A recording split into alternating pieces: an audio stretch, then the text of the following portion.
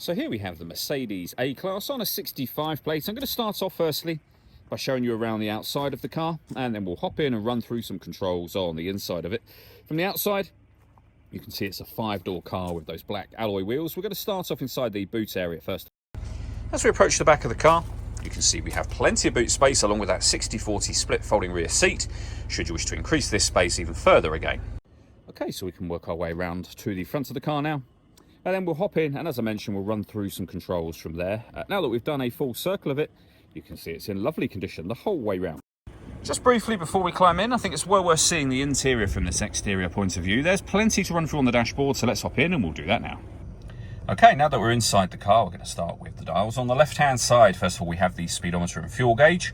On the right-hand side, the rev counter and coolant temperature gauge. And then in the centre, you can see, firstly, the total miles of the car. They are 55,664.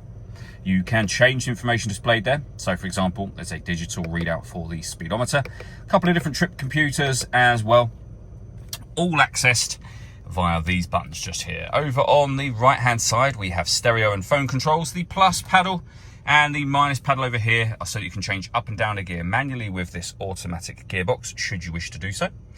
Into the centre next, we have the main screen for the car. So the movement you see me making on the screen there is being done using this dial just here. You can also, for example, if I want to select radio, you can press the radio button, will be in the radio menu. But using the dial, you can do everything. So radio-wise, you can see we have AM and FM available. If you want to listen to your own music, you go in under the media heading, where we've got Bluetooth audio, a CD player, memory card, and media interface for this vehicle.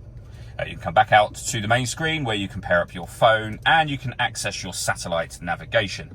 This car's got a nice clear colour display, as you can see. It also has a colour reversing camera with guidelines that show you what direction the car is headed in relation to the image shown on the screen. Working our way down, we have the CD player, the main volume for your stereo. We can turn off the stop and start, the hazard warning lights. You can put the vehicle into dynamic, so you can change the driving setup of the car essentially. And then below that, we have the air conditioning.